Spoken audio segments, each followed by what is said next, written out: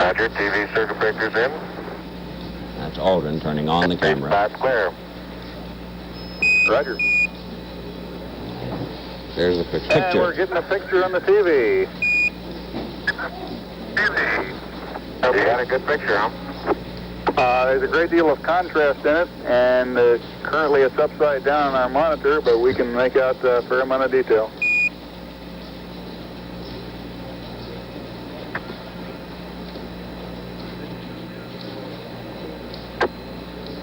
Okay, would you verify the position? It is upside down. The opening I ought to have on the camera. Stand what? Now it's right side up. Now they've turned it right. Now we can see him moving down. Let's just enjoy this.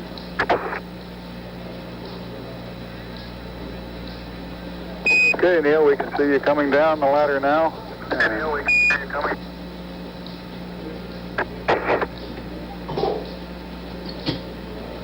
Okay, I just checked getting back up to that first step. That isn't collapsed too far, but it's adequate to get back up. Roger, we copy. It's a pretty good little jump.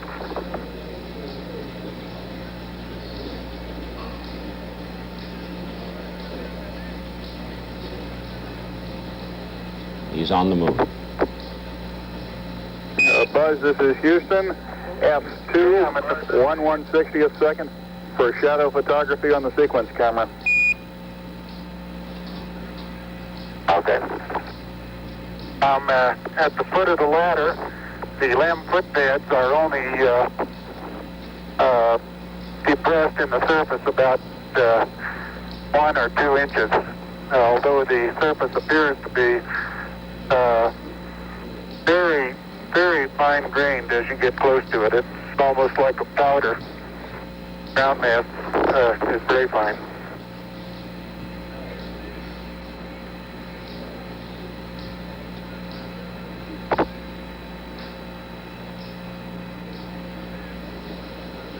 I'm going to step off the limb now.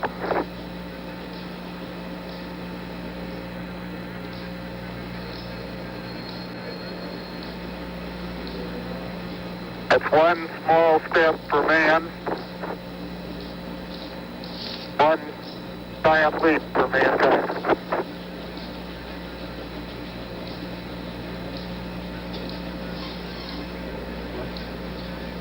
I think he said one small step for man, but one giant leap for man.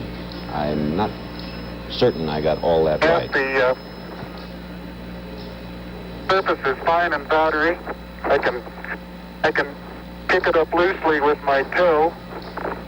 It does adhere in fine layers, like powdered charcoal, to the sole and sides of my boot.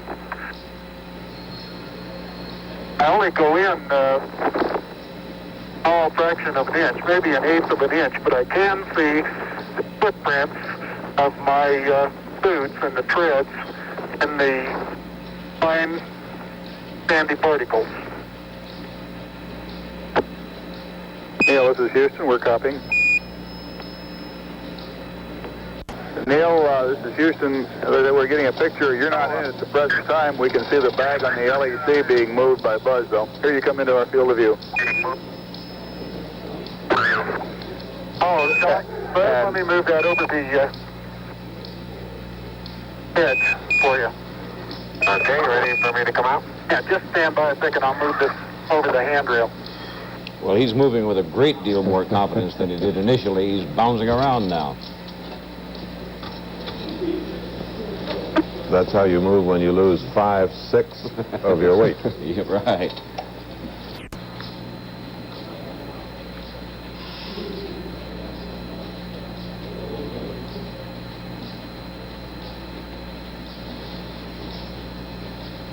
Okay, I'm going to leave that 1 foot up there and both hands down about the 4th rung up.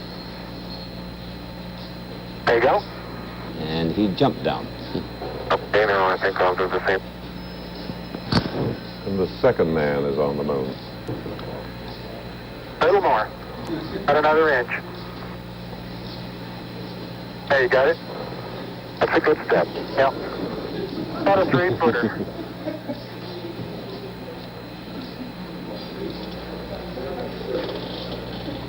Beautiful view. Isn't that something? Magnificent sight out here.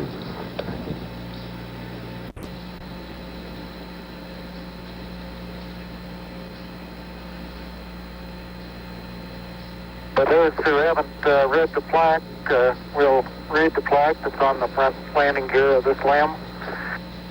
There's 2 hemispheres, one showing each of the 2 hemispheres of Earth. Underneath it says, "Dear men from the planet Earth, first set foot upon the moon, July 1969 AD. It came in peace for all mankind." It has the crew members' signatures and the signature of the President of the United States.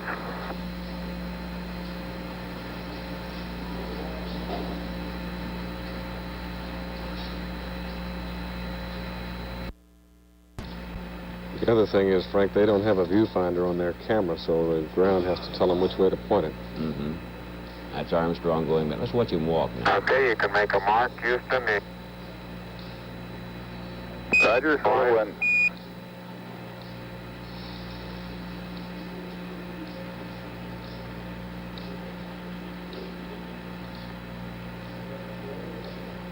And incidentally, you can use the shadow that the staff makes to assist you in getting it perpendicular.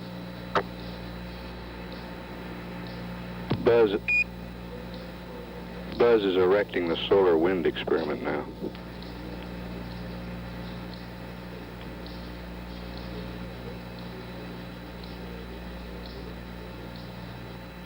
Aldrin in the background, Armstrong in the foreground. Some of these small depressions pick off, and you tend to think, oh, maybe 2 or 3 inches. I can see just exactly what the layer pictures showed when they pushed away a little bit. You could see force transmitted through the upper surface of the soil, and about 5 or 6 inches away, it breaks loose and moves as if it were caked on the surface, when in fact it really isn't. the EVA is progressing beautifully. I believe they're setting up the flag now. Great. That's a conversation with I guess you're Collins. about the only person around that doesn't have TV coverage of the scene. Well, that's what I was going to say. That's all right, I don't mind a bit.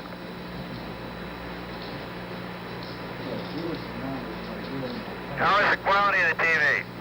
Oh, it's beautiful, Mike. It really is. Oh, geez, that's great. Is the lighting halfway decent? Yes, indeed. They've got the flag up now, and you can see the stars and stripes on the lunar surface.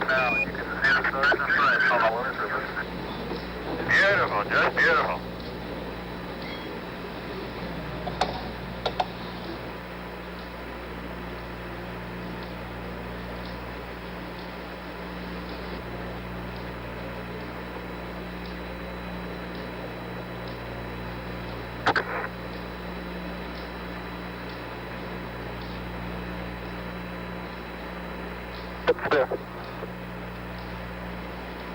See if you can pull that in off a little bit.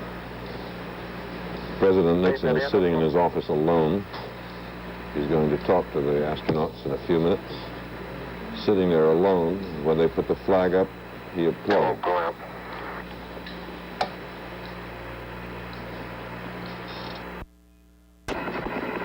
You're in our field of view now. You do have to be. All right, you do have to be rather careful to keep track of where your center of mass is. Sometimes it takes about 2 or 3 paces to make sure that you've got your feet underneath you.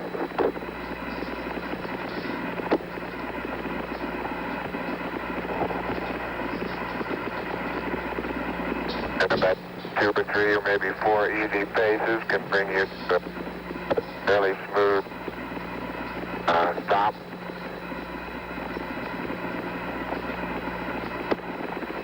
Direction. Like a football player, you just have to put out to the side and cut a little bit. That's Aldrin, who is or was a football player and loved it.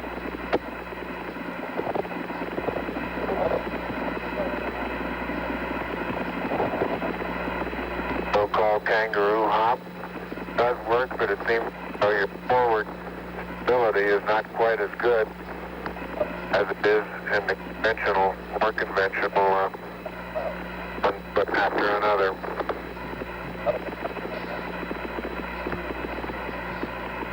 Do you believe what you're seeing, David? Even though I know I'm seeing it, I don't believe it. It's absolutely incredible. Oh, it is marvelous. As far as saying what a sustained pace might be, I think the one that I'm using now would get rather tiring after several hundred.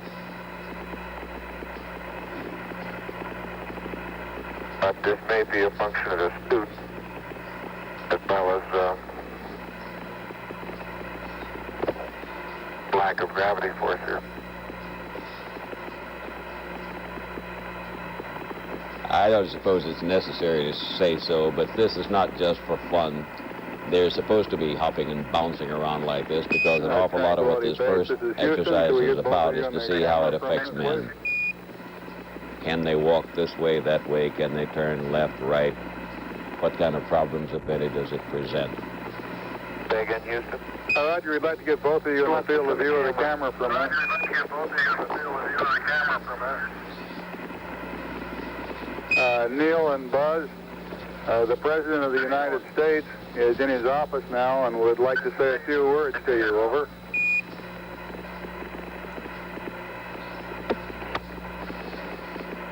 That would be an honor. Go ahead, Mr. President. This is Houston out. Hello, Neil and Buzz. I'm talking to you by telephone from the Oval Room at the White House. And this certainly has to be the most historic telephone call ever made.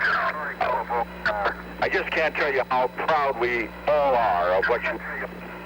For every American, this has to be the proudest day of our lives.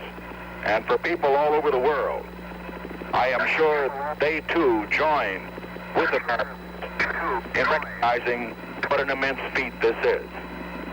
Because of what you have done, the heavens have become a part of man's world. And as you talk to us from the Sea of Tranquility, it inspires us to redouble our efforts to bring peace and tranquility to Earth.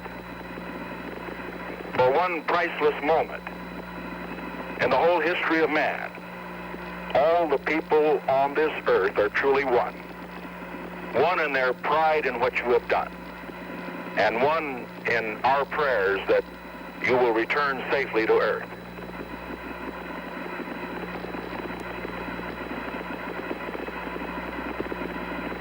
Thank you, Mr. President.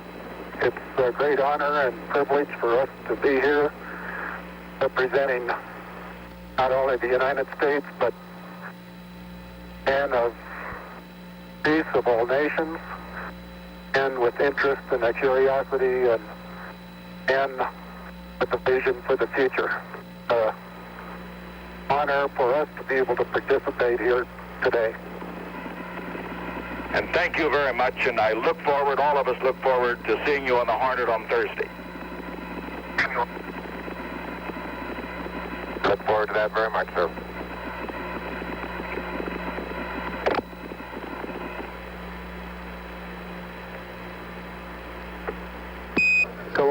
Columbia, this is Houston, over. Well said, I thought. Loud and clear, Houston. Both ways. Roger, I've got a P-22 auto optics pad for you. Right over here. Good. Probably stay on the high ground there and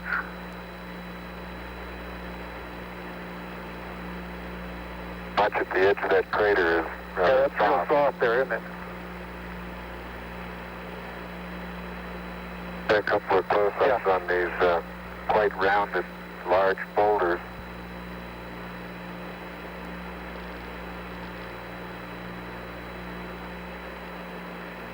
Buzz Aldrin coming into view on the right, carrying the two experiments. About 40 feet out. I'd say out to the end of that next... Now it's going to be a little difficult to find a good level spot here. Top of that next little ridge there, wouldn't that be a pretty good place?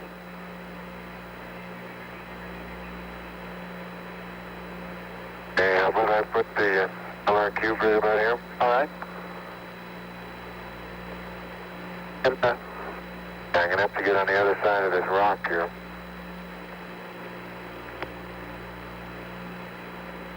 I would go right around that crater to the left there. Isn't that a level spot there? I think this right here is just as level. Okay.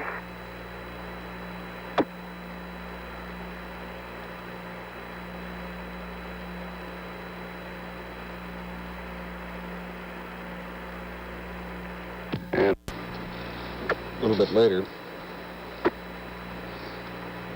they'll let the pressure out again, and they're going to throw a few things out. They'll leave them there.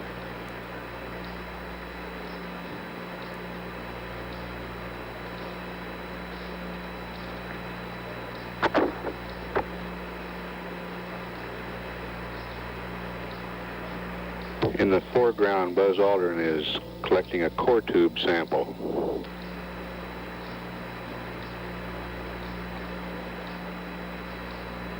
I hope you're watching how hard I have to hit this into the ground to the tune of about 5 inches, Houston. Roger.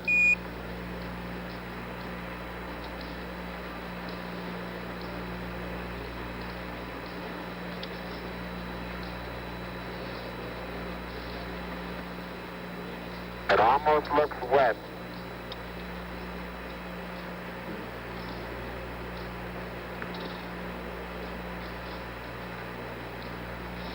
Got it, sample.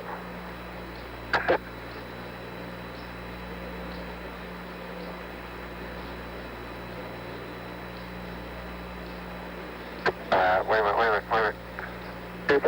Yeah, cut the cable again. Neil and Buzz, this is Houston. We'd like you to... You're right. You're right. Not clear? Not quite. Neil, this is Houston. We'd like you all to get 2 core tubes and the solar wind experiment. 2 core tubes and the solar wind, over. He's nearly invisible, but he is moving toward the Eagle now, and you can make it out. He's just behind the American flag. Neil, this is Houston. Did you get the Hasselblad magazine? Yes, I did. And we got about, I'd say, 20 pounds of carefully selected, if not documented, samples. Houston, roger. Well done. Out. The second box.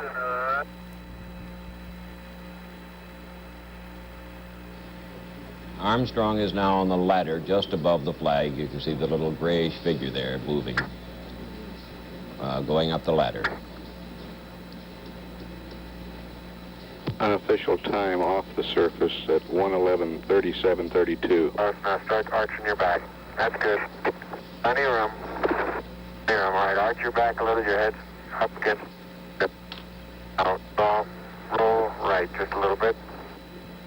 Head down. And in good shape. Thank you. They'll come aboard. There won't be that flight deck welcome ceremony with the red carpet. There he goes. Last astronaut going up. There won't be the flight deck welcome ceremony because they've got to go right into quarantine. However, Ron, there will be a ceremony down here on the hangar deck. The Marines will present military honors. The Navy band will move down here from the flight deck where it is right now. The President will be appearing very soon after the astronauts finish their initial medical inspection, so that the routine flight deck ceremony, which has become so familiar over the past few years, will actually be supplanted by something a good deal more spectacular down here on the hangar deck. No baseball caps this time and no handshakes. These astronauts headed for weeks of isolation.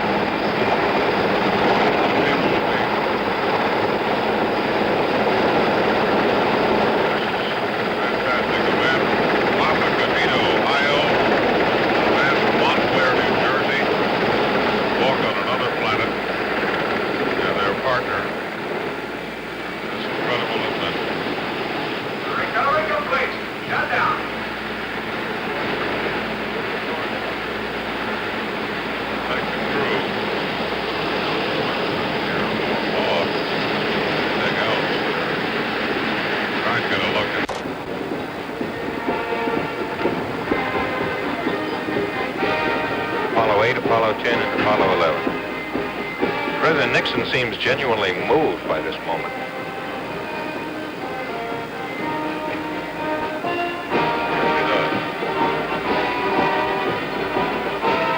And the crew's getting out, 3 of them anyhow. They leave 1 man in the helicopter, as they say, to ride the brakes. It's a rule on helicopters that you don't move a helicopter unless somebody's there with their foot on the brake in case it starts rolling toward the edge. Number 3 elevator will be leaving in 1 minute. And anything they say will be carried by loudspeaker to those of us gathered here on the hangar deck. Large numbers of sailors behind the lines, standing there, waiting to watch this historic moment, the first to the hatch on the starboard side of the helicopter. Dr. Carpentier slides it open, and here they come. Here they come, the 3 astronauts, Armstrong, Aldrin, and Collins, waving to the crowd of cheering sailors, moving swiftly into the mobile quarantine facility. Dr. Carpentier following and closing the door.